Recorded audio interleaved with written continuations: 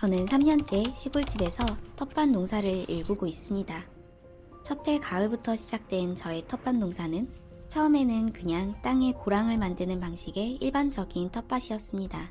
그런데 이 텃밭은 관리가 너무 힘들어 오래가지 못했습니다. 두 번째 봄부터 저는 텃밭을 쉽게 관리할 수 있는 방법을 고민했고, 오늘 제가 다루게 될 주제인 틀밭을 활용해 농사를 하기 시작했어요. 같은 공간인데도 저의 텃밭은 관리 방식이 완전히 달라졌고, 작물 상태와 수확까지 훨씬 안정적으로 바뀌었습니다. 그리고 작년, 다양한 재료로 만든 틀밭에서 성공적인 한 해 농사를 경험했어요. 오늘은 그동안 만들었던 틀밭들을 소개하며 각각의 장단점, 만드는 방법, 흙관리 활용법까지 제가 경험하며 느낀 것들을 한 편의 영상으로 담아보려고 합니다. 틀밭은 작물을 키울 구역을 나누고 흙을 채워 연작이 가능하도록 관리하는 방식입니다. 틀밭을 사용하면 어떤 것이 좋을까요? 틀밭은 흙을 관리하기 굉장히 편리해집니다. 퇴비나 비료를 줄 때 경계가 분명해서 작업이 훨씬 간편하고, 흙이 유실되지 않아 영양분이 유지됩니다. 또 밟고 다닐 일이 없어 흙이 쉽게 단단해지지 않죠. 그래서 잡초 관리도 훨씬 수월합니다. 흙이 부드러워 잡초 뿌리를 제거하기 쉬워져요. 작물을 심은 후 멀칭을 해도 유실될 일이 없습니다. 하지만 이렇게 틀밭을 효율적으로 관리하기 위해서는 틀밭 만들기부터 흙을 어떻게 관리하는지 기본적인 이해가 필요합니다. 틀밭을 만들 때 중요한 것은 크기와 폭, 그리고 위치입니다.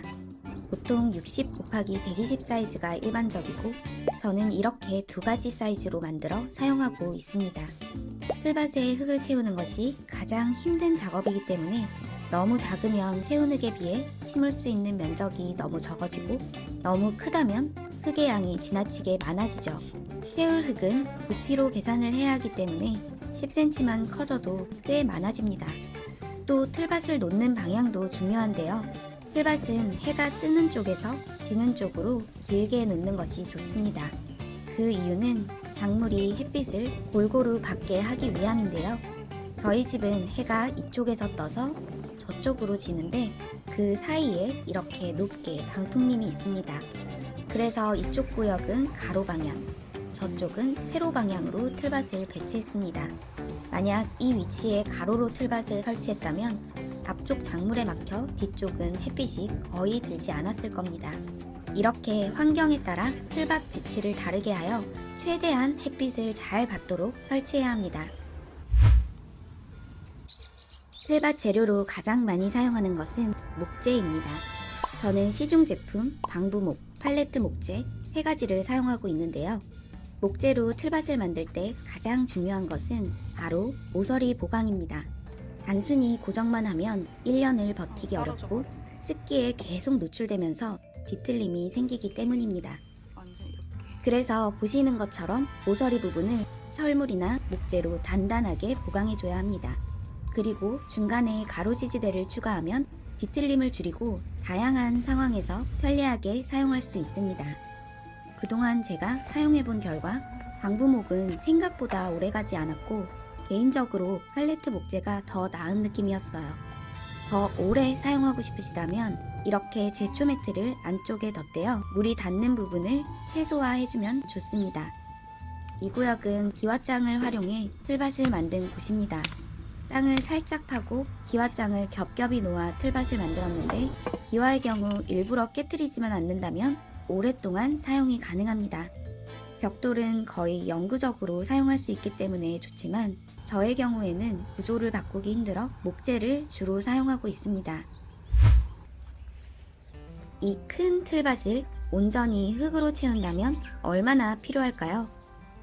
대충 계산해봐도 50리터 흙 5개가 필요합니다.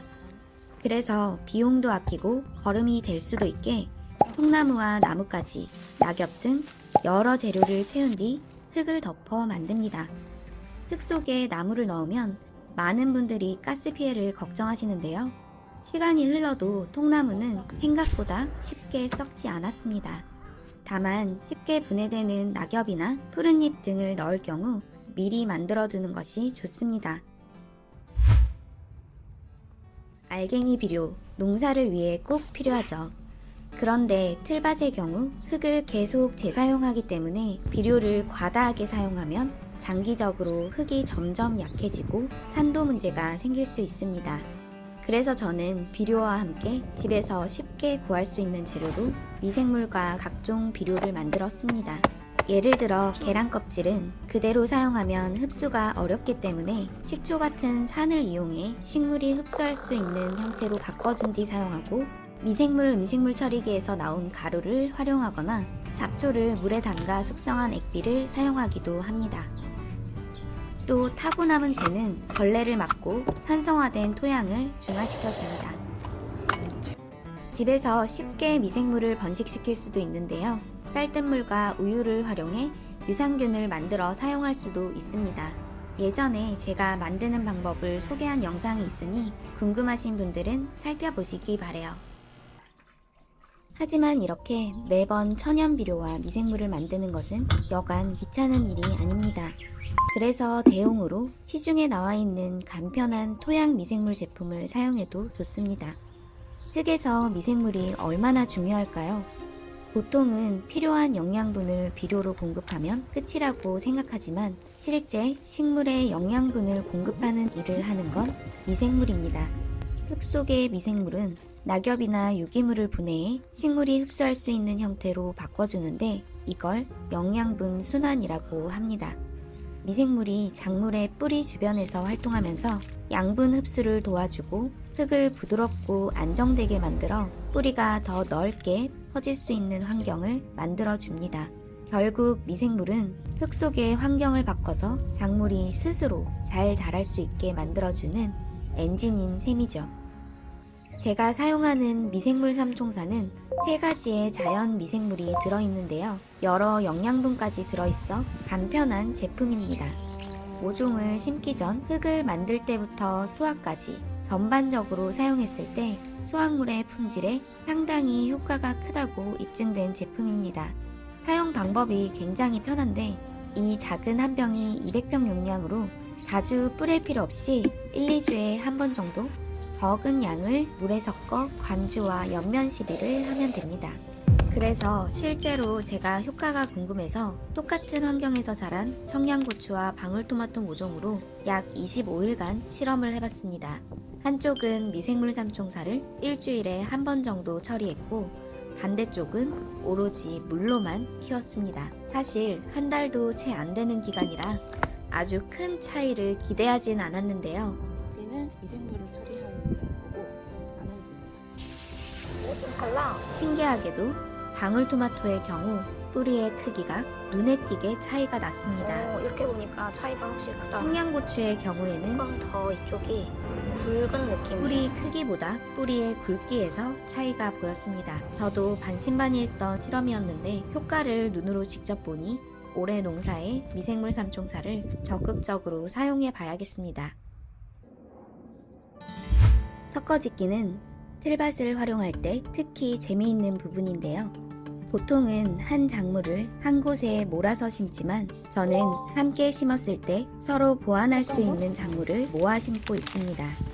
토마토를 심을 때 어김없이 바질과 메리골드, 상추, 파 등을 함께 심습니다. 특히 메리골드와 한련화는 벌을 유인하고 해충을 억제하는 역할을 합니다. 단 해충 퇴치 효과를 보기 위해서는 생각보다 많은 양을 심어야 합니다. 저는 해바라기도 올해부터 섞어 심기를 할 건데요. 성공했으면 좋겠네요. 여기서 주의할 점은 섞어 심기를 하면 좋은 작물과 아닌 작물이 있습니다. 이 내용은 게시판에 따로 표를 만들어 공유할 테니 궁금하신 분들은 살펴봐 주세요. 텃밭은 한 번 심고 끝나는 것이 아니라 계절에 따라 계속 운영할 수 있습니다. 봄부터 모종을 심고 초여름부터 수확을 하고 가을에는 다시 작물을 심는 구조이죠. 저의 경우 봄농사를 위해 준비해둔 틀밭, 작년에 심어둔 호밀밭, 딸기밭, 부추밭, 그리고 이곳은 6월 수확을 앞둔 양파밭입니다.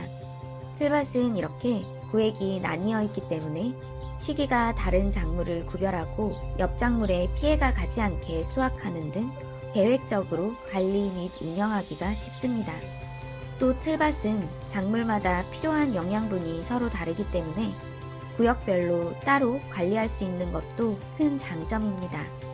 토마토는 칼슘, 딸기는 질소와 마그네슘이 중요한데 필요한 영양분을 서로 영향받지 않게 관리할 수 있습니다.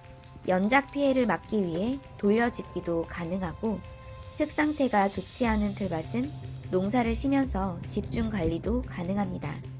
이곳은 호밀을 심어 두었는데 호밀은 흙을 부드럽게 해주고 질소를 고정시켜 주어 여러 농가에서도 많이 하는 흙관리 방법이에요. 결국 농사는 흙을 어떻게 관리하느냐에 따라 큰 차이가 생긴다는 것을 알게 되었습니다. 틀밭은 단순히 보기에 예쁘기 위한 것이 아니라 흙을 관리하고 작물을 계획적으로 키우기 위한 하나의 도구입니다. 저는 아직도 매년 새로운 시행착오를 겪고 있지만 그 과정이 쌓이면서 조금씩 저의 방식으로 텃밭이 자리 잡아가고 있습니다. 앞으로도 여러분과 나누고 싶은 새로운 정보들을 가감없이 공유하고 저의 또 새로운 변화들을 계속 기록해 보도록 하겠습니다. 언니가 잘 못 잡았구나. 달라졌네 나.